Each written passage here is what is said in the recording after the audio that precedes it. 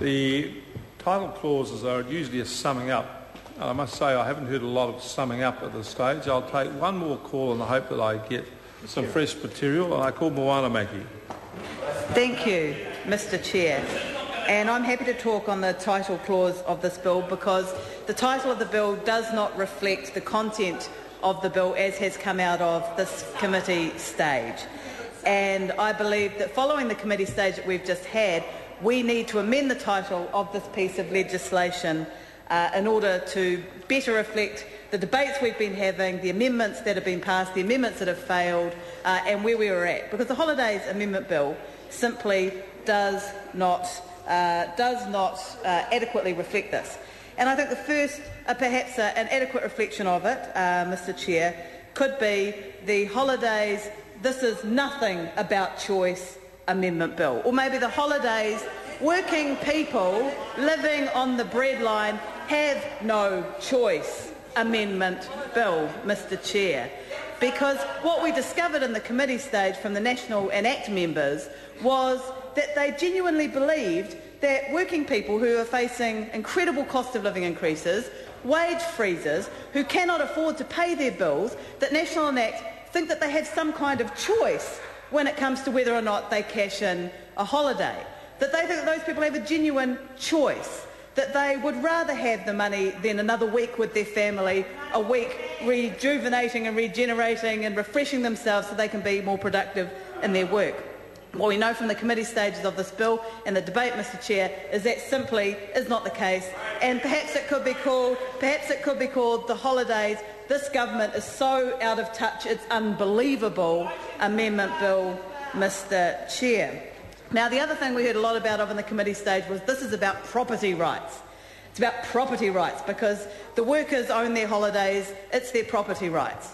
Well, maybe this could be the Holidays We Argue About Property Rights When It Suits Our Cause Amendment Bill. Because I remember a debate in this House on ACC when the government decided that they were going to take workers' holidays off them if they were entitled to ACC. The Minister, Nick Smith, said, well, if they've got holidays, they should have to take that first. So two workers, exactly the same situation, both have an accident, both entitled to ACC. One has already used up all their holidays, the other one hasn't. Well, the worker who has used up all their holidays, well, they get to take ACC. The worker who hasn't has to take all their holidays first. Where was the respect for property rights when that legislation went through the House? Because those holidays belong to that worker. It was an entitlement that they'd already earned. And in this debate, we've heard that this is about property rights. But where was the respect for property rights? If perhaps it's the holidays, where was the respect for property rights when they were taken off workers under ACC legislation amendment bill? It just shows how at sixes and sevens this government is, about how contradictory they are, and about how they only use the arguments when it suits them, and when it doesn't, they completely abandon it, Mr Chair. And then we talked in the committee stage also about the sick leave entitlements in this bill. And I think this could be called the Holidays Using a Sledgehammer to Crack a Non-Existent Walnut Amendment Bill. Because as we found out in the committee stage, there is absolutely no evidence that there are any problems happening in this area. The government has no evidence to back this up. In fact, what evidence they have, and this, Mr Chair, I'm talking about workers rorting sick days, because currently, as we found out in the committee stage, if an employer has reasonable grounds to believe that an employee is rorting the sick day, they can demand a medical certificate, which is absolutely right and proper. But they have to have reasonable grounds. For example, someone constantly taking Fridays or Mondays off, or the boss sees them on TV at the rugby, definitely reasonable grounds for demanding a medical certificate.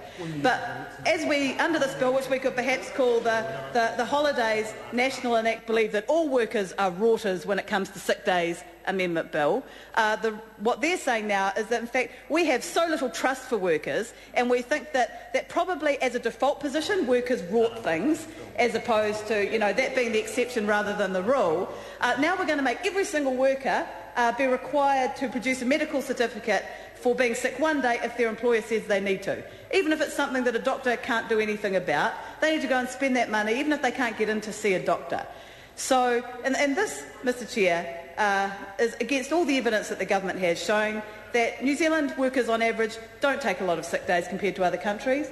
Secondly, that the biggest cost for New Zealand businesses when it comes to sick leave is not the cost of workers taking sick leave, but the cost of workers going to work sick and getting other workers sick and the loss of productivity. That's where the big loss comes. So perhaps, Mr Chair. I call Louise Upston.